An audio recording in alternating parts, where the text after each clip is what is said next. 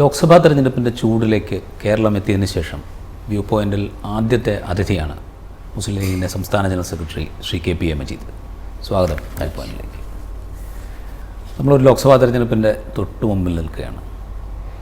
സംസ്ഥാനത്തെ സാഹചര്യം വിലയിരുത്തുമ്പോൾ ദേശീയ രാഷ്ട്രീയമാണോ അതോ സംസ്ഥാനത്തെ ഇടത് ഐക്യമുന്നണികൾ തമ്മിലുള്ള മത്സരമാണോ, അവർ തമ്മിലുള്ള വിഷയമാണോ, ഏതാണ് സംസ്ഥാനത്ത് പ്രധാനമായും? അതായത് തിരഞ്ഞെടുപ്പ് പ്രചരണത്തിലെ മുഖ്യ വിഷയം എന്ന് പറയുന്നത് ദേശീയ രാഷ്ട്രീയമാണ്. കാരണം വെച്ചിട്ടുണ്ടെങ്കിൽ ഇന്ത്യ നിലനിൽക്കണമോ വേണോ എന്നുള്ളൊരു പ്രശ്നം വരികയാണ്. കേരളത്തിലേക്ക് അതിൻ്റെ കൂടെ വരുമ്പോൾ കേരളത്തിലെ മുന്നണി രാഷ്ട്രീയത്തിലെ LDFൻ്റെ ഭരണത്തിൻ്റെ ദോഷ കാര്യങ്ങളും ഇതിൻ്റെ കൂടെ ചർച്ച ചെയ്യണം. മുൻഗണന ദേശീയ രാഷ്ട്രീയത്തിൽ തന്നെയാണ്. കേരളത്തെ സംബന്ധിച്ചൊരു പ്രത്യേകതയുണ്ട്. കേരളത്തിൽ നിന്ന് ആര് ജയിച്ചു പോയാലും BJPക്കെതിരായ ഒരു വോട്ടാണ് പാർലമെൻറ്റിൽ എന്നതാണ് അവസ്ഥ. അതുകൊണ്ട് തന്നെ ആ ഒരു സാഹചര്യത്തിൽ ദേശീയ രാഷ്ട്രീയത്തെ കേരളത്തിൽ പ്രചാരണ വിഷയമാക്കുമ്പോൾ ഒരു ആശയക്കുഴപ്പത്തിന് സാധ്യതയില്ല. ഇല്ല, അതിൻ്റെ കാരണം എന്ന് വെച്ചിട്ടുണ്ടെങ്കിൽ പഴയ കാലത്ത് നിന്ന് വ്യത്യസ്തമാണ് ഇപ്പോഴത്തെ സ്ഥിതി. ഇപ്പോൾ വന്നിട്ടുള്ള ഗവർണർമാരാണെങ്കിലും രാഷ്ട്രപതിയാണെങ്കിലും ഒക്കെ RSSൻ്റെ BJPയുടെ ഹാർഡ്കോർ ആളുകൾ. അപ്പോൾ ഓരോ സ്റ്റേറ്റിലും ഗവൺമെൻറ് രൂപീകരിക്കുമ്പോൾ അവരെടുക്കുന്ന സമീപനം ഏറ്റവും കൂടുതലുള്ള കക്ഷിയുടെ നേതാവിനെ വിളിക്കാറില്ല. അങ്ങനെ വരുമ്പോൾ ഇന്ത്യൻ നാഷണൽ കോൺഗ്രസ്സിന് വ്യക്തമായ അംഗബലമില്ലെങ്കിൽ ഗവൺമെൻറ് രൂപീകരിക്കാൻ അനുവദിക്കില്ല. അതുകൊണ്ടാണ് എല്ലാ കക്ഷികളും വിട്ടുവീഴ്ച ചെയ്ത് കോൺഗ്രസിൻ്റെ അംഗബലം കൂട്ടണം എന്ന നിലപാട് വന്നത്. ഇവിടെ CPM ജയിച്ചു പോയാൽ പോലും ഈ ഒരു സാഹചര്യത്തിൽ അവരുദ്ദേശിക്കുന്ന രീതിയിൽ ഒരു ഗവൺമെൻറ് വരാൻ കഴിയില്ല. ഒരു NDA ഗവൺമെൻറ് ഉണ്ടാക്കാനായിരിക്കും സ്വാഭാവികമായും താല്പര്യപ്പെടുക. ആ രീതിയിലായിരിക്കും രാഷ്ട്രപതി നീങ്ങുക.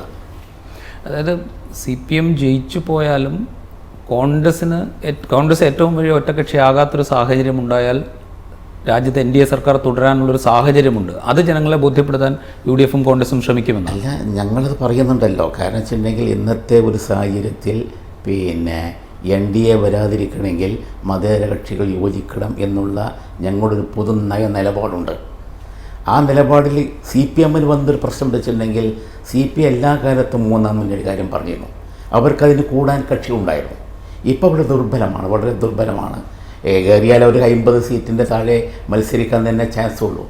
ആ സാധ്യത ഉള്ള ഒരു സാഹചര്യത്തിൽ വാസ്തവത്തിൽ ഈ LDFൻ്റെ ഇന്നത്തെ പ്രചരണം അവർക്ക് അംഗബലം കൂട്ടാൻ വേണ്ടിയുള്ളതാണെങ്കിലും ബലത്തിൽ അത് BJPക്ക് പരോക്ഷമായി ഗുണകരമാവും എന്നുള്ളതാണ് ഞങ്ങളുടെ വിലയിരുത്തൽ. ഇപ്പോൾ നേരത്തെ സൂചിപ്പിച്ചു, കോൺഗ്രസിൻ്റെ അംഗബലം കൂട്ടുക എന്ന ലക്ഷ്യത്തോടുകൂടി സംസ്ഥാനത്തെ ഘടകകക്ഷികൾ വിട്ടുവീഴ്ച ചെയ്തതിനെക്കുറിച്ച് നേരത്തെ സൂചിപ്പിച്ചു. ഘടകകക്ഷികൾ കാണിച്ച ഉത്തരവാദിത്വ ബോധം കേരളത്തിലെ കോൺഗ്രസ് നേതൃത്വം കാണിച്ചു എന്ന് തോന്നുന്നുണ്ടോ? പ്രത്യേകിച്ചും അവരുടെ സ്ഥാനാർത്ഥി നിർണയവുമായി ബന്ധപ്പെട്ട് അവസാന നിമിഷം വരെ ഉണ്ടായിരുന്ന ആശയക്കുഴപ്പത്തിൻ്റെ സാഹചര്യത്തിൽ കഴിഞ്ഞ കാലങ്ങളെ അപേക്ഷിച്ച് കോൺഗ്രസ് ഇപ്പോൾ നിർത്തിയ സ്ഥാനാർത്ഥികൾ പ്രഗത്ഭരം തന്നെയാണ്. കാരണം ഇത്രയും നല്ലൊരു ടീം കോൺഗ്രസ്സിന് കഴിഞ്ഞ കാലത്തുണ്ടായില്ല. കാരണം ഗ്രൂപ്പ് അടിസ്ഥാനത്തിലാണ് കാര്യങ്ങളായിട്ട് ചർച്ച ഉണ്ടാവുന്നത്. ഇതിനൊക്കെ അതിജീവിച്ച് ഏതിനൊക്കെ മറികടന്ന് പ്രഗത്ഭരായിട്ടുള്ള സ്ഥാനാർത്ഥികളാണ് വന്നിട്ടുള്ളത് എന്നാണ് ഞങ്ങളുടെ ഒരവസരത്തെ വിലയിരുത്തൽ. വടകര സീറ്റിലേക്കുള്ള മുരളീധരൻ്റെ വരവ്, എന്തുകൊണ്ടാണ് മുരളീധരൻ അവിടെ സ്ഥാനാർത്ഥിയാവണം എന്ന് മുസ്ലിം ലീഗ് കോൺഗ്രസിനോട് ആവശ്യപ്പെടേണ്ട ഒരു സാഹചര്യമുണ്ടായി? ഈ കേരളത്തിലെ പ്രത്യേകിച്ച് കണ്ണൂരിലെ എല്ലാ കൊലപാതകത്തിൻ്റെയും പ്രഭവ കേന്ദ്രം CPM ഓഫീസാണ്. അതുകൊണ്ടാണ് ജയരാജ് കേസിൽ പ്രതിയായി വരുന്നത്. അപ്പോൾ അദ്ദേഹം ഒരു സ്ഥാനാർത്ഥിയായി വരുമ്പോൾ സ്വാഭാവികമായി അങ്ങനത്തെ ഒരാളെ സ്ഥാനാർത്ഥിയാക്കാൻ എന്താണ് CPM അങ്ങനെ വന്നത് നമുക്കറിഞ്ഞുകൂടാ. അങ്ങനെ സ്ഥാനാർത്ഥിയായി വന്നാൽ അദ്ദേഹത്തെ പരാജയപ്പെടുത്തേണ്ടത് ഇന്നത്തെ കൊലപാതക രാഷ്ട്രീയത്തിലുള്ള ഈ നാട്ടിലെ ജനങ്ങളുടെ ഒരു വികാരപ്രകടനം കൂടി ഉണ്ട് അതിൻ്റെ പിന്നിൽ എന്നുള്ളത് കൊണ്ടാണ് ശക്തനായൊരു സ്ഥാനാർത്ഥി, ജയരാജ് നേരിടാൻ കഴിയുന്ന ശക്തനായൊരു സ്ഥാനാർത്ഥി കണ്ടെത്തണമെന്നും അത് ഞങ്ങളുടെ ഒരു കാഴ്ചപ്പാടിൽ കോൺഗ്രസിനകത്ത് അത് നേരിടാൻ കഴിയുന്നത് മുരളിയാണ് എന്ന് ഒരു ബോധ്യം ഞങ്ങൾക്കുള്ളത് കൊണ്ടാണ് മുരളി സ്ഥാനാർത്ഥി വരട്ടെ എന്നുള്ള മുസ്ലിം ലീഗ് പാർട്ടിയുടെ നിലപാട് അവസാന ഘട്ടത്തിൽ ഞങ്ങൾ അറിയിച്ചത്. ഇപ്പോൾ പെരിയ ഇരട്ട കൊലപാതകത്തിൽ പോലും P. ജയരാജനെതിരെ ആരോപണം ഉന്നയിക്കാൻ കോൺഗ്രസ് നേതാക്കൾ തയ്യാറായിരുന്നു. അത്തരമൊരു സ്ഥാനാർത്ഥിയെ വടകരയിൽ മത്സരിപ്പിക്കാൻ CPM തീരുമാനിക്കുമ്പോൾ എതിരാളിയായി ശക്തനായൊരു സ്ഥാനാർത്ഥി വരണം എന്ന തോന്നൽ ആദ്യമുണ്ടാകേണ്ടത് കോൺഗ്രസിനല്ലേ? ആ തോന്നൽ കോൺഗ്രസിന് ഉണ്ടായില്ല എന്നതില്ലേ? കോൺഗ്രസിൻ്റെ അകത്തൊരു പ്രശ്നം വെച്ചിട്ടുണ്ടെങ്കിൽ എല്ലാ സമുദായങ്ങൾക്കും പ്രാതിനിധ്യം കൊടുക്കണം, എല്ലാ ജാതി കക്ഷിയും സ്വാതന്ത്ര്യം കൊടുക്കണം. അതിൽ SC വരണം, വനിത വരണം, ചെറുപ്പക്കാരെല്ലാവരും വരണം. അവർ അഡ്ജസ്റ്റ് ചെയ്യുമ്പോൾ വരുന്ന സംഗതിയാണ് അതിന് മുമ്പിലുള്ളത്. അപ്പോൾ അവർ അഡ്ജസ്റ്റ് ചെയ്യുമ്പോൾ വരാവുന്ന ഒരു പാകപ്പിഴവാണ് ഈ സംഭവിക്കുന്നത്. പക്ഷേ അങ്ങനെ ഉണ്ടെങ്കിൽ പോലും ഈ ഒരു സീറ്റിനെ സംബന്ധിച്ച് അങ്ങനെ ഒരു ധാരയിൽ പോയാൽ ഒക്കില്ല എന്നുള്ളത് കൊണ്ടാണ് ഹൈക്കമാൻഡ് തന്നെ അംഗീകരിച്ചത്. ഹൈക്കമാൻഡിന് ബോധ്യമാണ്. പക്ഷേ ഈ ഘടകങ്ങളൊക്കെ വെച്ചുകൊണ്ട് ഇപ്പോൾ VM സുധീരൻ ഈ ഘടകങ്ങൾക്കെല്ലാം യോജിക്കുന്ന ഒരു സ്ഥാനാർത്ഥിയാണ്. അവരുടെ സാമുദായിക സമവാക്യങ്ങൾ, കോൺഗ്രസിൽ ഇപ്പോൾ ഈ പറയുന്ന സാമുദായിക സമവാക്യങ്ങളൊക്കെ പരിഗണിച്ചാൽ വടകരയിലേക്ക് നിർദ്ദേശിക്കാവുന്ന ഏറ്റവും പ്രഗത്ഭനായ സ്ഥാനാർത്ഥി VM സുധീരനായിരുന്നു മുൻപ്, മുരളി വരുന്നതിന് മുൻപ്. പക്ഷേ അതിലേക്ക് അവർ പോയില്ല. KPCC പ്രസിഡന്റ് ആയിരിക്കെ തന്നെ മുല്ലപ്പള്ളി രാമചന്ദ്രൻ വീണ്ടും മത്സരിക്കണമെന്ന ശക്തമായ സമ്മർദ്ദം ഉണ്ടായിരുന്നു. അദ്ദേഹം അവസാന നിമിഷം വരെ അതിന് തയ്യാറായില്ല. ഇതൊക്കെ വടകര ഇക്കുറി അത്ര സുരക്ഷിതമല്ല ജയരാജൻ്റെ വരവോടെ എന്ന തോന്നൽ കോൺഗ്രസ് നേതൃത്വത്തിൽ ഉണ്ടാക്കിയിട്ടുണ്ട്. ജയരാജൻ വരുന്നതിന് മുമ്പ് തന്നെ മുല്ലപ്പള്ളി മത്സരിക്കില്ലെന്ന് പറഞ്ഞിട്ടുണ്ടല്ലോ. അതൊന്നുമില്ല. ജയരാജൻ വരുന്നതിന് മുമ്പ് തന്നെ മുല്ലപ്പള്ളി ഞാൻ KPCC പ്രസിഡൻ്റാണ്, ഞങ്ങളുടെ ഇതിൻ്റെ നേതൃത്വം കൊടുക്കേണ്ട ആളാണ്, ഞാൻ മത്സരിക്കില്ലെന്ന് പറഞ്ഞു. എല്ലാവരും പറഞ്ഞിട്ടുണ്ട്. സുധീരനടക്കം മത്സരിക്കില്ല അവർക്ക്. ജയരാജൻ വരുന്നതിന് മുമ്പാണ്. അപ്പോൾ അതൊന്നും ഒരു പ്രശ്നമല്ല. പിന്നെ കോൺഗ്രസ് ജയരാജൻ വന്നു കഴിഞ്ഞ സാഹചര്യം അതിൽ നിന്ന് ഭിന്നമല്ലേ? കാരണം ജയരാജനെ പോലൊരു വലിയ സ്ഥാനാർത്ഥി വരുന്നു, കൊലപാതക രാഷ്ട്രീയത്തിനെതിരെ ശക്തമായ പ്രചാരണം നടത്തണം എന്ന് ആഗ്രഹിക്കുകയും അതിനുവേണ്ടി നിൽക്കുകയും ചെയ്യുന്ന രാഷ്ട്രീയ സംവിധാനമാണ് കോൺഗ്രസും UDF-ഉം. അത്തരമൊരു സാഹചര്യത്തിൽ നേരിടാൻ തയ്യാറാവണം ഇല്ല. അതൊക്കെ ഞാൻ ആദ്യം പറഞ്ഞതിൻ്റെ അടിസ്ഥാനത്തിലാണ് കോൺഗ്രസ് തീരുമാനിക്കുന്നത്. കോൺഗ്രസ് പാർട്ടിയാണല്ലോ അവരുടെ സ്ഥാനം തീരുമാനിക്കുന്നത്. അതിൽ മറ്റു ഘടകകക്ഷികൾക്ക് സേ പറയാനില്ല. പക്ഷേ ഇവിടെ മറ്റു ഘടകകക്ഷികൾ സേ പറഞ്ഞു. എന്തുകൊണ്ടെന്ന് വെച്ചാൽ അതെന്തുകൊണ്ട് വെച്ചിട്ടുണ്ടെങ്കിൽ ഒരു അസന്നിഗ്ധ ഘട്ടത്തിൽ, അതായത് ഒരു തീരുമാനമില്ലാതിരിക്കുന്ന ഒരു ഘട്ടത്തിൽ പിന്നെ നമ്മൾ കാണുന്ന പല നേതാക്കന്മാർ ഒഴിഞ്ഞു മാറുകയാണ് എന്നുള്ള മാധ്യമങ്ങൾ വന്നിട്ടുള്ള വാർത്തയുടെ അടിസ്ഥാനത്തിൽ ഇങ്ങനെ പോയിക്കൂടാ, ഒരു കാൻഡിഡേറ്റ് വരണം എന്നുള്ള ഉറച്ച നിലപാട് വന്നപ്പോൾ നമ്മൾ അഭിപ്രായം പറയണം. അത് അവസാന ഘട്ടത്തിൽ ആ സീറ്റിൽ ജയിക്കാൻ വേണ്ടിയുള്ള നമ്മുടെ നിലപാട് പറയാണ്. അല്ലാതെ കോൺഗ്രസ് പാർട്ടിയുടെ സ്ഥാനാർത്ഥി കാര്യങ്ങളൊന്നും മറ്റു പാർട്ടികൾ ആരും ഇടപെടാറില്ല. അങ്ങനെയാണല്ലേ ഒരു സിസ്റ്റം, അങ്ങനെയാണല്ലോ. എന്തുകൊണ്ട് മുരളീധരൻ, മുസ്ലിം ലീഗ് എന്തുകൊണ്ടാണ് മുരളീധരൻ എന്ന പേരിലേക്ക് എത്തിയത്? അതായത് ഇങ്ങനത്തെ ഒരു മത്സരത്തിന് നേരിട്ടിറങ്ങി അത് നേരിടാൻ കഴിയുന്ന ഒരു ലീഡർ മുരളീധരനാണ്. മുരളീധരൻ അതിനനുസരിച്ചുള്ള ബന്ധങ്ങളുണ്ട്, അവിടെയുള്ള പരിചയമുണ്ട്, രാഷ്ട്രീയത്തിൽ നല്ല ചാണിക്യനാണ്, കാര്യങ്ങൾ നന്നായി കരുക്കം നീക്കാൻ അറിയുന്ന ആളാണ്. ഇന്ന് കേരളത്തിലെ കോൺഗ്രസ് പാർട്ടിയിൽ ഇതുപോലെ ഒരു മത്സരരംഗത്ത് വരാൻ പറ്റുന്ന ഒരാൾ മുരളിയാണ് എന്നുള്ള അഭിപ്രായം മുസ്ലിം ലീഗ് പാർട്ടിക്കുണ്ട്. ഇത് ഹൈദരാലി ശിഹാബ്ദങ്ങൾ നേരിട്ട് ഹൈക്കമാൻഡിനെ അറിയിക്കുക. ശിഹാബ്ദങ്ങൾ നേരിട്ട് എന്നെ ഹൈക്കമാൻഡിനെ വിളിച്ചിട്ട് അവസാന ഘട്ടത്തിൽ ഇതാണ് നല്ലത് എന്ന അഭിപ്രായം അറിയിച്ചിട്ടുണ്ട്. അതോടുകൂടിയാണ് കേരളത്തിലെ കോൺഗ്രസ് നേതാക്കൾ മുരളിയുമായി ബന്ധപ്പെടുന്നത്. അത് കോൺഗ്രസ് നേതാക്കന്മാരെയും ഞങ്ങൾ അറിയിച്ചിട്ടുണ്ട്. ഇങ്ങനൊരു പ്രപ്പോസൽ സമ്പ്രദായം അറിയിച്ചിട്ടുണ്ട്. അവർ മുരളിയുമായി സംസാരിച്ചിട്ടുണ്ട്, ഞങ്ങൾ മുരളിയുമായി സംസാരിച്ചിട്ടുണ്ട്. അങ്ങനെയാണ് സംഗതി വരുന്നത്. പക്ഷേ വടകരയിലേക്ക് മുരളി വരുമ്പോൾ വളരെ പെട്ടെന്ന് തന്നെ ഒരു കോൺഗ്രസ് ലീഗ് BJP സഖ്യം എന്ന ആരോപണത്തിലേക്ക് CPM പോയി. BJP ആണെങ്കിൽ അവിടെ മത്സരിപ്പിക്കുന്നത് കഴിഞ്ഞ തവണ മത്സരിച്ച അതേ സ്ഥാനാർത്ഥിയെ തന്നെയാണ്. അത്ര BJPയുടെ മറ്റ് മണ്ഡലങ്ങളിലെ സ്ഥാനാർത്ഥികളെ ആയി താരതമ്യം ചെയ്യുമ്പോൾ അത്ര ശക്തനായ ഒരു സ്ഥാനാർത്ഥി അല്ല താനും. ഈ കോൺഗ്രസ് ലീഗ് BJP സഖ്യം എന്ന ആരോപണം UDF-ന് വടകരയിലും അതിന് പുറത്തും തലവേദന സൃഷ്ടിക്കുമോ? എല്ലാ തിരഞ്ഞെടുപ്പ് കാലത്തും CPM ഉന്നയിക്കുന്നൊരു ആരോപണമാണ് കോലീബി സഖ്യം. അത് പറയാത്ത തിരഞ്ഞെടുപ്പ് കേരളത്തിൽ ഉണ്ടായിട്ടില്ല. അത് പാർലമെൻറ്റിലാണെങ്കിലും അസംബ്ലിയിലായിട്ടുള്ളത്. വടകര സംബന്ധിച്ച് സജീവൻ ഭയങ്കര ബുദ്ധിമുട്ടുണ്ടാകുന്ന സ്ഥാനാർത്ഥിയാണ്. ആ നാട്ടുകാരനാണ്, നല്ല ബന്ധങ്ങളുള്ള ആളാണ്. വാസ്തവത്തിൽ അടിസ്ഥാനരഹിതമായിട്ടുള്ള ഒരു കാര്യമാണ് ഈ CPM പറഞ്ഞത്. CPI പ്രചരണം കൊണ്ടത് വടകരയിൽ മുരളി വരുന്നതിന് ശേഷമാണ്. മുരളി വന്നതിന് ശേഷം അവർക്കിടയിൽ ഉണ്ടായിട്ടുള്ള ഒരു പരിഭ്രാന്തിയോ എന്തോ കണ്ടുവന്നാണോ, അല്ലാതെ മറ്റൊന്നല്ലോ. കാരണം BJP എന്ന് വെച്ചാൽ ഇന്നത്തെ ദേശീയ രാഷ്ട്രീയത്തിൽ കോൺഗ്രസ് പാർട്ടി രാഹുൽ ഗാന്ധി നേരിടാൻ പോകുന്നത് മോദിയുമായിട്ടാണല്ലോ. ഡയറക്റ്റ് ഫൈറ്റ് അല്ലേ അവിടെ. CPM എന്ത് കാര്യം? ഡയറക്റ്റ് ഫൈറ്റാണ്. ആ ഡയറക്റ്റ് ഫൈറ്റ് നടത്തുന്ന ഒരു കക്ഷിയുമായി ഞങ്ങളിവിടെ രസകാരുണ്ടാക്കുക എന്ന് പറഞ്ഞാൽ ആരെങ്കിലും വിശ്വസിക്കുമോ? 1991 ഈ പറയുന്ന വടകരയിലും ബേപ്പൂരും കോൺഗ്രസിനും BJPക്കും ലീഗിനും ഒരേ സ്ഥാനാർത്ഥികളായിരുന്നു, അല്ലെങ്കിൽ അവരുടെ സഖ്യത്തിലുള്ള സ്ഥാനാർത്ഥികളായിരുന്നു മത്സരിച്ചത് എന്ന ആക്ഷേപം അന്ന് വളരെ ശക്തമായി വരുന്നിരുന്നു. അഡ്വക്കേറ്റ് രത്നസിംഗും ഡോക്ടർ K മാധവൻകുട്ടിയും മത്സരിച്ച തെരഞ്ഞെടുപ്പ്. അന്ന് KP ഉണ്ണികൃഷ്ണനും TK ഹംസയും ഈ 2 മണ്ഡലങ്ങളിൽ നിന്നും വിജയിക്കുകയും ചെയ്തു. അന്ന് ആരോപണം മുസ്ലിം സമുദായത്തിനിടയിൽ വലിയ ചലനങ്ങൾ ഉണ്ടാക്കിയിരുന്നു.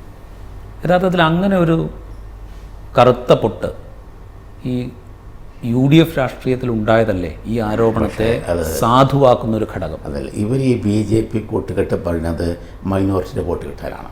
ഇതെല്ലാവർക്കും അറിയാവുന്ന കാര്യമാണ്. അന്നത്തെ സംഭവത്തിൽ രത്നസിംഗ് ബി ജെ പിക്കാരായതില്ലല്ലോ. ബി ജെ പിക്ക് കാസർഗോഡോ ബേപ്പൂരോ നിർണായകമായ വോട്ട് പോലുമില്ല. ബി ജെ പിയുടെ വോട്ട് ഒന്നിച്ച് കിട്ടിയാൽ പോലും പിന്നെ ജയിക്കാൻ കഴിയുന്ന സാഹചര്യമില്ല ഈ രണ്ട് മണ്ഡലത്തുള്ളത്. എങ്ങനെ പിന്നെ ബി ജെ പിയുടെ ഒരു കാൻഡിഡേറ്റായിട്ട് രത്നസിംഗും ബാലവും കുട്ടിയും വന്ന് ഞങ്ങൾ സപ്പോർട്ട് ചെയ്തു എന്ന് പറയുന്ന അർത്ഥമുള്ളത്? പക്ഷേ അവരെ കഴിഞ്ഞകാല അനുഭവങ്ങൾ അതാണല്ലോ. ഇവരെ സംബന്ധിച്ച് അവർ ബി ജെ പി ആണെന്ന് ആരും ഇവർ പറഞ്ഞിട്ടില്ല. രത്നസിംഗ് ഇവിടെ അറിയപ്പെടുന്ന ഒരു ലോയറാണ്, അഭിഭാഷകനാണ്.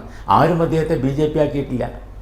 അവരെ സ്വന്തം സ്ഥാനാർത്ഥിയാക്കിയിട്ട് പിന്നെ മത്സരിപ്പിച്ചു എന്നല്ലാതെ അതൊരു ബി ജെ പി ലീഗ് ബന്ധമാണ് എന്ന് ഇവർ പ്രചരണം നടത്തി രക്ഷപ്പെടാൻ ശ്രമിച്ചു എന്നല്ലാതെ മറ്റൊന്നും സംഭവിച്ചില്ല. അന്ന് കോൺഗ്രസിനൊപ്പം ഉണ്ടായിരുന്ന ചെറിയാൻ ഫിലിപ്പ് അദ്ദേഹം പിന്നീട് പറഞ്ഞത് അന്ന് കെ കരുണാകരൻ്റെ കാർമ്മികത്വത്തിൽ അരങ്ങേറിയ ഒരു സഖ്യമായിരുന്നു Congress League B J P സഖ്യം എന്ന് ചെറിയാൻ ഫിലിപ്പ് പറയുകയുണ്ടായി. കെ ജി മാരാരുടെ പുസ്തകത്തിൽ, കെ രാമൻപിള്ളയുടെ പുസ്തകത്തിലൊക്കെ അന്നുണ്ടായ ധാരണകളെക്കുറിച്ച് വളരെ വിശദമായി പറയുന്നുണ്ട്. പി കെ കുഞ്ഞാലിക്കുട്ടിയുമായി RSS നേതാക്കൾ ചർച്ച നടത്തി എന്ന ആക്ഷേപമുണ്ട്. ഏതൊക്കെ നേതാക്കളാണ് കെ കരുണാകരനുമായിട്ട് സംസാരിച്ചത് എന്ന പുസ്തകത്തിൽ വിശദീകരിക്കുന്നുണ്ട്. കെ ജി മാരാരെയും തിരുവനന്തപുരത്ത് കെ രാമൻപിള്ളയും വിജയിപ്പിക്കാൻ ധാരണയുണ്ടായിരുന്നു, അത് പിന്നീട് കോൺഗ്രസ്സുകാർ അട്ടിമറിച്ചതാണ് എന്ന ആക്ഷേപമുണ്ട്. ഇതൊക്കെ ഉണ്ട്. അല്ല, ഞാൻ പറയട്ടെ, ഇവരൊക്കെ പറയുന്നത് ആ പാർട്ടിയിൽ പോയ ശേഷം പറഞ്ഞു. ചെറിയാൻ ഫിലിപ്പ് കോൺഗ്രസ് CPM പോയപ്പോഴാണ് ഇത് പറയുന്നത്. രാമൻപിള്ള പാർട്ടിയിൽ നിന്ന് പോയപ്പോഴാണ് ഇത് പറയുന്നത്. ഇവരൊക്കെ ഇതിന് ശേഷമാണ് പറയുന്നത്. കെ ജി മാരാർ അങ്ങനെയല്ല. കെ ജി മാരാർ പറയണത് ഞാൻ മനസ്സിൽ അതിലൊക്കെ എന്ന് വെച്ചിട്ടുണ്ടെങ്കിൽ അവരെ അകത്തുള്ള ചില ആഭ്യന്തര സംഘർഷങ്ങളാണ് ഇതിലേക്കൊക്കെ അവർ വരുന്നത്, അല്ലാതെ യാഥാർത്ഥ്യവുമായി ബന്ധപ്പെട്ട കാര്യമല്ല. പക്ഷേ ഇന്ന് വളരെ ശക്തമായി വടകരയിലേക്ക് UDFൻ്റെ സ്ഥാനാർത്ഥിയായി ലീഗ് നിർദ്ദേശിക്കുന്ന കെ മുരളീധരൻ, അദ്ദേഹം മലപ്പുറത്ത് DICയുടെ പ്രസിഡൻ്റായിരിക്കും അദ്ദേഹം മലപ്പുറത്ത് നടത്തിയൊരു വാർത്താ സമ്മേളനത്തിൽ പറഞ്ഞത്, വടകരയിലും ബേപ്പൂരിലും 1991 ഉണ്ടാക്കിയ കോൺഗ്രസ് ലീഗ് BJP സഖ്യത്തിന് പിന്നിൽ അവർക്ക് ആ സഖ്യം രൂപീകരിക്കുന്നതിൽ നിർണായക പങ്കുവഹിച്ചത് മുസ്ലിം ലീഗായിരുന്നു എന്നാണ്. ഒരു പുതിയ പാർട്ടി രൂപീകരിച്ച് വരുമ്പോൾ പറയുന്ന ആക്ഷേപങ്ങളാണ് ഞാൻ പറഞ്ഞത്. പക്ഷേ അങ്ങനെയുള്ള രാഷ്ട്രീയക്കാർ അതേ പറഞ്ഞത് ഓരോരുത്തരും ഓരോ ഇപ്പോൾ നിങ്ങൾ പിന്നെ സോഷ്യൽ മീഡിയ തുറന്നാൽ കാണാമല്ലോ, നമ്മൾ പഴയ കാലത്ത് പറഞ്ഞ കാര്യം ഇപ്പോൾ ഒരു റീപ്രൊഡ്യൂസ് ചെയ്യുകയാണ്. അത് ഓരോ കാലഘട്ടത്തിൽ ഓരോ രാഷ്ട്രീയ സാഹചര്യത്തിൽ പറയുന്ന കാര്യമാണ്. ഞാൻ പൂർണ്ണമായി ഇത് നിഷേധിക്കുകയാണ്. അങ്ങനെ ഒരു സംഭവം ലീഗിൻ്റെ ഒരു പാർട്ടിയുടെ ചരിത്രത്തിൽ BJPയുമായി പ്രത്യക്ഷമായോ പരോക്ഷമായോ ബേപ്പൂരിലോ പിന്നെ വടകരയിലോ ഒരു ധാരണ ഉണ്ടാക്കിയിട്ടില്ല എന്നെനിക്ക് ആധികാരികമായി ഒരു പാർട്ടിയുടെ ജനറൽ സെക്രട്ടറികൾക്ക് പറയാൻ കഴിയും. SDPIയുമായി മുസ്ലിം ലീഗിൻ്റെ സമുന്നതരായ രണ്ട് നേതാക്കൾ ശ്രീ പി കെ കുഞ്ഞാലിക്കുട്ടിയും ശ്രീ ടി മുഹമ്മദ് ബഷീറും ചർച്ച നടത്തി എന്നത് വലിയ തർക്ക വിഷയമായിരുന്നു. ഈ ഒരു തെരഞ്ഞെടുപ്പ് സാഹചര്യത്തിന് തൊട്ട് മുൻപ് SDPI നേതാക്കളുമായി ഒരു സൗഹൃദ ചർച്ചയാണെങ്കിൽ പോലും അത് ഒഴിവാക്കേണ്ടതായിരുന്നു എന്ന് തോന്നുന്നില്ല. അത് ഈ രണ്ടിൻ്റെയും വസ്തുത എന്താണെന്നുള്ളത് കുഞ്ഞാലി സാഹിബും ടി മുഹമ്മദ് ബഷീറും ശരിക്കും വ്യക്തമാക്കിയിട്ടുണ്ട്. ഞങ്ങൾ ധാരണയോ ചർച്ചക്കോ പോയതല്ലെന്നും കണ്ടു, സംസാരിച്ചു. SDPIയുടെ നേതാവിന് പറഞ്ഞ ദേശീയ രാഷ്ട്രീയ കാര്യങ്ങളാണ് ഞാൻ കുറേ സംസാരിച്ചത്, അല്ലാതെ ഈ കേരളത്തിലെ രാഷ്ട്രീയത്തിൽ സംസാരിച്ചിട്ടേ ഇല്ല എന്നും അദ്ദേഹം പറഞ്ഞു. അത് ഒരു പ്രശ്നമല്ല. ഞാൻ ചോദിക്കുന്നത് ഇപ്പോൾ നമുക്ക് അത് ഒഴിവാക്കേണ്ടതെന്ന് വെച്ചിട്ടുണ്ടെങ്കിൽ ഒഴിവാക്കണമെങ്കിൽ നേരത്തെ ഒരു തീരുമാനിച്ച് വരണ്ടേ? ഒഴിവാക്കണമെങ്കിൽ ഒരു കാര്യം തീരുമാനിച്ചിരിക്കാൻ തീരുമാനിച്ചിട്ട് ചെയ്യണം. ഇത് അവിചാരിതമായി അവിടെ ഒരു പിന്നെ ഹോട്ടലുകൾ നടത്തുന്ന സ്ഥലമാണ്. അവിചാരിതമായി വന്നപ്പോൾ കണ്ടു എന്ന അവരുടെ വിശദീകരണത്തിലാണ് ഞങ്ങൾ വിശ്വസിക്കുന്നത്. അല്ല, നേരത്തെ തീരുമാനിച്ചതല്ല എന്ന് തന്നെ വിചാരിക്കുക. ശ്രീ പി കെ കുഞ്ഞാലിക്കുട്ടിയും ശ്രീ ടി മുഹമ്മദ് ബഷീറും കേരള രാഷ്ട്രീയത്തിൽ പുതിയ ആളുകളല്ല. കേരള രാഷ്ട്രീയത്തെ സമഗ്രമായി വിശകലനം ചെയ്ത് സൂക്ഷ്മമായ കരുനീക്കങ്ങൾ നടത്താൻ സമർത്ഥരായ നേതാക്കളാണ് രണ്ടുപേരും. SDPIയുടെ നസറുദ്ദീൻ എളമരവും മജീദ് ഫൈസിയും, ഇവർ രണ്ടുപേരും SDPIയുടെ മുതിർന്ന നേതാക്കളാണ്. ഇവരുമായി ഏതെങ്കിലും ഒരു ഘട്ടത്തിൽ ഒരു തെരഞ്ഞെടുപ്പിന് മുമ്പ് നടത്തുന്ന ഏത് സൗഹൃദ സന്ദർശനവും കേരളത്തിൽ തർക്ക വിഷയമാകും എന്ന് മനസ്സിലാകാത്തവരല്ല ഈ രണ്ട് നേതാക്കളും. അത്തരമൊരു സാഹചര്യത്തിൽ കൊണ്ടോട്ടിയിലെ ആ മീറ്റിംഗ് അത് ഒഴിവാക്കേണ്ടതായിരുന്നു എന്ന് തോന്നുന്നു. പാർട്ടി ലീഡർഷിപ്പ് ചർച്ച നടത്തിയിട്ടുണ്ട്. അങ്ങനെ ഒരു സാഹചര്യം ഒഴിവാക്കേണ്ടതായിരുന്നു എന്ന നിലപാട് പാർട്ടി പറഞ്ഞിട്ടുണ്ട്. രണ്ടുപേരോട് സംഗതി പറഞ്ഞിട്ടുണ്ട്. അത് ഒഴിവാക്കേണ്ടതായിരുന്നു എന്നുള്ളതാണ് പാർട്ടിയുടെ നിലപാട്. അത് ഞങ്ങൾ അറിയിച്ചിട്ടുണ്ട്. ഈ മീറ്റിങ്ങിന് ശേഷം ശ്രീ മജീദ് ഫൈസി മാധ്യമങ്ങളോട് സംസാരിച്ചിരുന്നു. അദ്ദേഹം പറഞ്ഞത് പൊന്നാനി അടക്കമുള്ള കാര്യങ്ങൾ അവിടെ ചർച്ചയായിരുന്നു എന്നാണ്. അദ്ദേഹം നേരത്തെ പറഞ്ഞത് കേരളത്തിലെ ഒരു സീറ്റിനെ പറ്റി ഞങ്ങൾ ചർച്ച നടത്തില്ല, ദേശീയ കാര്യങ്ങളെപ്പറ്റി ഞങ്ങൾ കണ്ടു സംസാരിച്ചു എന്നാണ് പറഞ്ഞത്. അതുകൊണ്ട് അവർ പറഞ്ഞത് വിശ്വസിക്കലാറെ ഞങ്ങൾക്ക് വിശ്വാസ്യത കുഞ്ഞാലിക്കുട്ടിയും ബഷീർ സാഹിബ് പറയുന്നത്. ഈ ദേശീയ രാഷ്ട്രീയം SDPI നേതൃത്വവുമായി ദേശീയ രാഷ്ട്രീയം ചർച്ച ചെയ്യേണ്ട ഒരു സാഹചര്യം മുസ്ലിം ലീഗിനുണ്ടോ? അല്ല, SDP-യുമായിട്ട് ഞങ്ങളുടെ ധാരണ വേണ്ട നേരത്തെ തീരുമാനം. ഞങ്ങൾ മാത്രമല്ല കേട്ടോ, UDF-ഉം ഈ തെരഞ്ഞെടുപ്പിന് മുമ്പ് ഇവരുമായിട്ടൊരു ചർച്ചയോ ഒരു ധാരണയോ ആവശ്യമില്ലെന്ന് തീരുമാനിച്ചതാണ്. അദ്ദേഹം പറഞ്ഞതുകൊണ്ട് ഇത് ഒഴിവാക്കാമായിരുന്നെന്ന് പാർട്ടി പറയേണ്ടി വന്നത് ആ സാഹചര്യത്തിലാണ്.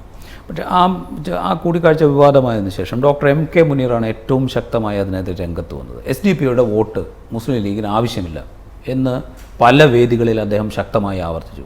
അങ്ങനെ ഒരു നിലപാട് മുസ്ലിം ലീഗ് നേതൃത്വം അല്ല, മുസ്ലിം ലീഗിൻ്റെ പ്രതിപക്ഷ ഉപനേതാവ് ഒരു അഭിപ്രായം പറഞ്ഞാൽ അതിനെ പാർട്ടി നിരസിക്കേണ്ട കാര്യമില്ല. അത് പാർട്ടിയുടെ അഭിപ്രായം തന്നെയാണല്ലോ, പ്രത്യേകം പറയേണ്ട കാര്യമില്ല. അതായത് ഈ തെരഞ്ഞെടുപ്പിൽ SDP-യുടെ വോട്ട് ഞങ്ങൾക്ക് വേണ്ട എന്ന് തന്നെ പാർട്ടി തലത്തിൽ അങ്ങനെ തീരുമാനം വന്നിട്ടില്ലെങ്കിലും അദ്ദേഹത്തിൻ്റെ അഭിപ്രായമായിട്ടുണ്ട്. അല്ലാതെ ഞങ്ങളൊരു തിരഞ്ഞെടുപ്പിൽ ആര് പാർട്ടി വോട്ട് വേണമെന്ന് സംബന്ധിച്ച് ഞങ്ങൾ ചർച്ചയിൽ പോയില്ലല്ലോ. ഇവിടെ വന്നിട്ടുള്ള സാഹചര്യത്തിൽ അവിടെ വോട്ട് ആവശ്യമില്ല എന്ന് മുനീർ പറഞ്ഞതിന് ഞങ്ങൾ എതിർത്തിട്ടുമില്ല, ഞങ്ങൾ വിസമ്മതം പറഞ്ഞിട്ടില്ല. അല്ല, ഇതിലൊരു വ്യക്തത വേണം. അപ്പോൾ മുനീർ ഒരു കാര്യം പറയുന്നു, ഞങ്ങൾക്ക്, അതായത് മുസ്ലിം ലീഗ് എന്ന പാർട്ടി SDP-യുടെ വോട്ട് വാങ്ങി തെരഞ്ഞെടുപ്പിൽ മത്സരിക്കുകയും വിജയിക്കുകയും ചെയ്യുന്ന ഒരു സാഹചര്യമുണ്ടെങ്കിൽ മുസ്ലിം ലീഗ് പിരിച്ചുവിടുന്നതാണ് നല്ലത് എന്ന് MK മുനീർ പറയുന്നു. അത്ര ശക്തമായാണ് മുനീർ ഇക്കാര്യം പറയുന്നത്, SDP-യുടെ വോട്ട് വേണ്ട എന്ന കാര്യം പറയുന്നത്. മുസ്ലിം ലീഗിന് ആ നിലപാടുണ്ടോ? SDP-യുടെ വോട്ട് ഈ തെരഞ്ഞെടുപ്പിൽ വേണ്ട. SDP-യെ സംബന്ധിച്ച് ലീഗിന് ഒരു പ്രഖ്യാപിത നിലപാടുണ്ട്. അത് ഞങ്ങൾ നേരത്തെ പറയുന്നതാണ്. അവരുമായിട്ടുള്ള മെമ്പർഷിപ്പ് നടക്കുന്ന കാലത്ത് പോലും അവർക്ക് മെമ്പർഷിപ്പ് കൊടുക്കുന്നത് സൂക്ഷിക്കണം എന്ന് പറഞ്ഞിട്ടുണ്ട്. ഞങ്ങൾ അവരുമായി ധാരണ ഉണ്ടാക്കരുത് എന്ന് പറഞ്ഞിട്ടുണ്ട്. അതുകൊണ്ട് ഈ പ്രശ്നങ്ങളൊന്നും വരുന്നില്ല. ഇപ്പം ഞാൻ പറഞ്ഞ പോലെ ഇങ്ങനൊരു ചർച്ച വന്നിട്ടുള്ള ഒരു സംഗതിയാണ്. അത് മുനീർ പറയലും തെറ്റില്ല, പാർട്ടിയുടെ നിലപാടും മുനീർ പറഞ്ഞതിനാണല്ലോ പാർട്ടിയുടെ നിലപാടും. അത് പ്രത്യേകമായി വിശദീകരിക്കുന്ന കാര്യമില്ല. അതായത് മുനീർ പറഞ്ഞ SDP-യുടെ വോട്ട് വേണ്ട എന്നത് തന്നെയാണ് മുസ്ലിം ലീഗിൻ്റെ നിലപാട്. അതാണ് പറഞ്ഞത്. മുനീർ എന്ന് പറയുന്നത് മുസ്ലിം ലീഗ് പാർട്ടിയുടെ പ്രതിപക്ഷ ഉപനേതാവാണല്ലോ, പാർട്ടി അസംബ്ലി പാർട്ടി. അതുകൊണ്ട് അദ്ദേഹം പറഞ്ഞതിനെ നിഷേധിക്കേണ്ട കാര്യം പാർട്ടിക്കില്ല. അല്ല, അത് നിഷേധിക്കുന്നില്ല. അല്ല, ഞാൻ പറഞ്ഞിട്ടുണ്ടെങ്കിൽ ഒരു ജനറൽ സെക്രട്ടറികൾക്ക് ഞാൻ പറഞ്ഞെങ്കിൽ പാർട്ടി കമ്മിറ്റി കൂടിയിട്ട് തീരുമാനത്തിലെത്തണം. അങ്ങോട്ട് എത്തിയിട്ടില്ല, ഞങ്ങൾ കൂടാനിരിക്കുന്നേ ഉള്ളൂ. കേരള രാഷ്ട്രീയത്തിൽ ദീർഘകാലമായി പ്രവർത്തിക്കുന്ന കേരളം രൂപം കൊണ്ട കാലം മുതൽ പ്രവർത്തിക്കുന്ന ഒരു രാഷ്ട്രീയ സംവിധാനം, ആ രാഷ്ട്രീയ സംവിധാനം കേരളത്തിൻ്റെ സാമൂഹിക ജീവിതവുമായി ഏറ്റവും അധികം ബന്ധപ്പെട്ട് പ്രവർത്തിക്കുന്ന ഒരു പ്രസ്ഥാനം. ആ പ്രസ്ഥാനത്തിന് ഇപ്പോഴും സമുദായത്തിലെ തീവ്ര നിലപാടുകാരുടെ വോട്ട് ഞങ്ങൾക്ക് വേണ്ട എന്ന് പ്രഖ്യാപിച്ചുകൊണ്ട് ഞങ്ങളുടെ മതനിരപേക്ഷ സർട്ടിഫിക്കറ്റ് നിലനിർത്തേണ്ട ഒരു ബാധ്യതയുണ്ട്. അത് പാർട്ടിയുടെ തീരുമാനമായിട്ട് പറയേണ്ട കാര്യമാണ്. അതുകൊണ്ട് SDP-യുമായുള്ള ലീഗിൻ്റെ നിലപാട് വെച്ചുകൊണ്ടാണ് ഇവരെല്ലാം സംസാരിക്കുന്നത്. അതുകൊണ്ടാണ് ഞാൻ അതൊന്നും നിഷേധിക്കാത്തത്. മറ്റൊരു പാർട്ടി കൂടി പറയണം ഇന്നമാതിരി നിലപാട്. അത് ഈ തെരഞ്ഞെടുപ്പിൻ്റെ ഇതിന് മുമ്പായിട്ട് ഞങ്ങൾ കൂടി തീരുമാനിക്കുന്നതാണ്. അല്ലാതെ ഈ പൊന്നാനി മണ്ഡലത്തിലെ ജയപരാജയ സാധ്യതയൊന്നും ഈ SDP-യുമായുള്ള ചർച്ച അതൊന്നും ഞങ്ങൾ നല്ല ശക്തമായിട്ടുള്ള പ്രവർത്തനം ഇപ്പം തന്നെ ആരംഭിച്ചു. അല്ല, ഞാൻ ചോദിക്കാൻ കാര്യം, കഴിഞ്ഞ തവണ SDP പൊന്നാനിയിൽ മത്സരിച്ചപ്പോൾ അവർ 26,000 ചില്ലറ വോട്ട് മേടിച്ചിരുന്നു. ഇ.ടി. മുഹമ്മദ് ബഷീറിന് ലഭിച്ച 25,000 വോട്ടാണ്. ഇത്തവണ പൊന്നാനിയിൽ ശക്തമായ മത്സരമുണ്ടാകും എന്ന് തെരഞ്ഞെടുപ്പ് പ്രഖ്യാപിക്കുന്നതിന് മുമ്പ് തന്നെ ഒരു പ്രചരണമുണ്ടായിരുന്നു. നിയമസഭാ തെരഞ്ഞെടുപ്പിൻ്റെ വോട്ടുകൾ കണക്കൂട്ടുമ്പോൾ ആകെ 2,000 വോട്ടിൻ്റെ ലീഡേ ഉള്ളൂ പൊന്നാനി മണ്ഡലത്തിൽ. അതുകൊണ്ട് മത്സരം ശക്തമാകും, ഇ.ടി. മുഹമ്മദ് ബഷീറിനെ പൊന്നാനിയിൽ നിന്ന് മാറ്റണം എന്ന് ആവശ്യമുയർന്നു. അതായത് അദ്ദേഹത്തെ മലപ്പുറത്തേക്ക് മാറ്റി കൂടുതൽ സുരക്ഷിതമായ ഒരു മണ്ഡലത്തിലേക്ക് മാറ്റണം എന്ന നിലയ്ക്കൊക്കെ ചർച്ചകൾ വന്നിരുന്നത്. അതുകൊണ്ടാണ് ഞാൻ ചോദിക്കുന്നത്, ഈ സാഹചര്യത്തിൽ കൂടിയാണോ SDP-യുമായുള്ള ചില ആലോചനയുടെ അന്നത്തെ വോട്ട് ഇപ്പോൾ ഉണ്ടാവുന്ന പ്രതീക്ഷ ഞങ്ങൾക്കില്ല. അവർ സൃഷ്ടിക്കുകയാണ്. അവരുടെ പ്രവർത്തനം വളരെ മന്ദീഭവിച്ചിരിക്കുകയാണ് പഴയ രീതിയിലുള്ള ഇതിൽ. കാരണം വെച്ചാൽ മുമ്പ് വന്ന പോലെയല്ല. അവിടെ പ്രവർത്തനങ്ങളെപ്പറ്റി സമൂഹത്തിൻ്റെ അകത്ത് നല്ല ചർച്ച നടന്നിട്ടുണ്ട്. അവിടെ പ്രവർത്തനത്തെപ്പറ്റി എതിരായിട്ടുള്ള ശക്തമായിട്ടുള്ള അഭിപ്രായങ്ങൾ വന്നിട്ടുണ്ട്. എനിക്ക് തോന്നുന്നില്ല അവർക്ക് പഴയ കാലത്തെ വോട്ട് ഒരു സീറ്റിലും കിട്ടുമെന്ന് എനിക്ക് തോന്നുന്നില്ല. അവർ മത്സരിക്കുന്നുണ്ടല്ലോ, ശക്തമായ മത്സരം നമുക്ക് കാണാമല്ലോ. ഞങ്ങൾക്കതൊരു ഭീഷണിയാകും, പൊന്നാനിയോ മലപ്പുറത്തോ ഞങ്ങൾക്കൊരു ഭീഷണിയായി വരും എന്നുള്ള തോന്നൽ ഞങ്ങൾക്കില്ല. UDF-ന്റെ സീറ്റ് വിഭജന ചർച്ചകളിലേക്ക് കടക്കുമ്പോൾ പതിവിന് വിരുദ്ധമായി ലീഗിന് 2-ലധികം സീറ്റ് വേണം എന്നൊരാവശ്യം ഇത്തവണ ഉയർന്നു വന്നിരുന്നു. അങ്ങനെ ഒരു ആവശ്യം ഉയർന്നു വന്നത് ഇത്തവണ ഒരു പ്രത്യേക സാഹചര്യമുണ്ട്. നേരത്തെ സൂചിപ്പിച്ചതുപോലെ കോൺഗ്രസിന് കൂടുതൽ സീറ്റ് കിട്ടേണ്ട ആവശ്യമുണ്ട്, കോൺഗ്രസിൻ്റെ അംഗസംഖ്യ വർദ്ധിപ്പിക്കേണ്ടതുണ്ട്.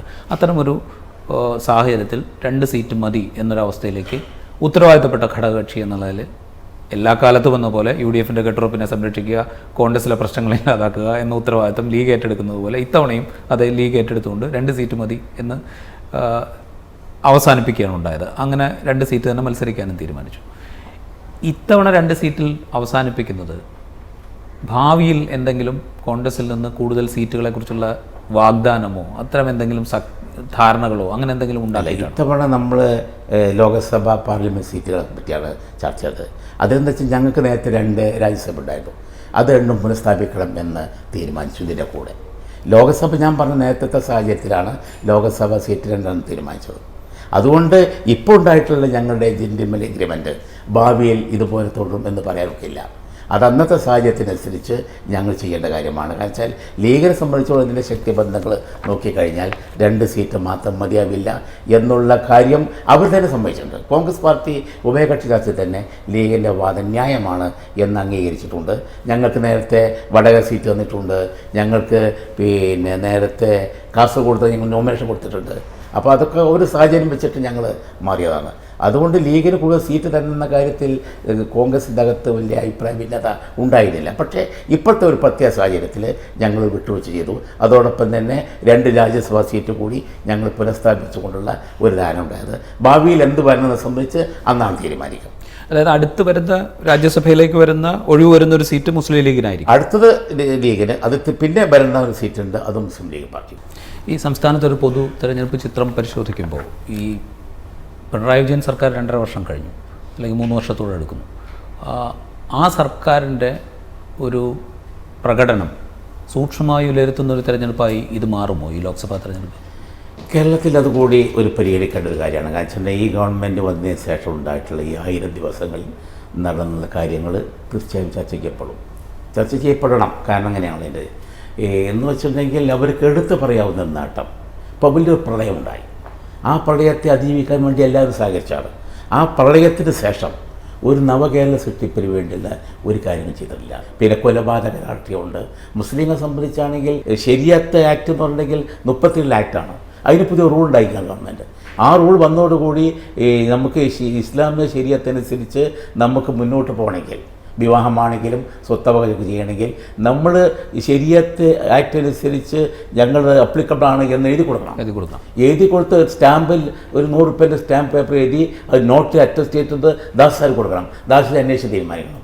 വളരെ അപകടകരമായിട്ട് സ്ഥിതിയല്ലേ. ഇന്ത്യയിൽ എവിടെയും ഒരു മുസ്ലിമിന് ശരീഅത്ത് നിയമം അനുസരിച്ച് ജീവിക്കാൻ നിങ്ങൾ ഡിക്ലറേഷൻ കൊടുക്കണമെന്ന് പറഞ്ഞിട്ടില്ല. അത്രയും മോശപ്പെട്ട ഒരു നിലപാടാണ് ഗവൺമെൻറ് ചെയ്യുന്നത്. മൈനോറിറ്റിയുടെ എല്ലാ പ്രശ്നങ്ങളോടും അവരാ നിലപാട് സ്വീകരിച്ചത്. നമ്മൾ മനസ്സിലാക്കേണ്ട കാര്യം വെച്ചാൽ വെൽഫെയർ പാർട്ടി അവർ UDF പിന്തുണയും കൊടുത്തുകൊണ്ട് സ്റ്റേറ്റ്മെൻറ്റ് ഇറക്കിയിട്ടുണ്ട്. അതിലവർ വ്യക്തമായി പറഞ്ഞിട്ട് ഇവിടുത്തെ പാരിസ്ഥിതിക പ്രശ്നങ്ങൾ, ജനങ്ങളെ ബാധിക്കുന്ന വികസനപരമായ കാര്യങ്ങളിൽ ജനങ്ങളുടെ അല്ലെങ്കിൽ ഇരകളുടെ ഭാഗം കേൾക്കാതിരിക്കൽ, അധികാരപരമായ നിലപാട് സ്വീകരിക്കൽ, ഇതിൻ്റെയൊക്കെ ഫലമായി കട്ടനുഭവിക്കുന്ന വലിയ വിഭാഗം ജനങ്ങളുണ്ട്. അതുകൊണ്ടാണ് ഇതുകൂടി ചർച്ച ചെയ്യപ്പെടണം എന്ന് പറയുന്നത്. അതുകൊണ്ട് കൂടിയാണ് വെൽഫെയർ പാർട്ടി UDF പിന്തുണയ്ക്കാൻ തീരുമാനിക്കുന്നത്. എല്ലാം ചർച്ചയുടെ ദിവസം തീരുമാനിക്കുന്ന ആളോ.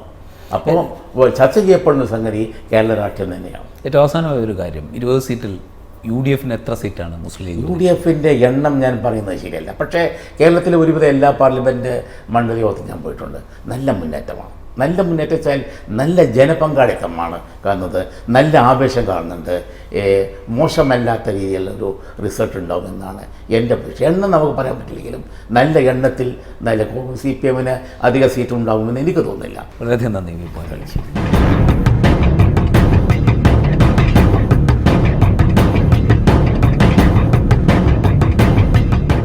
Costume courtesy, Big Shot, SM Street, Calicut.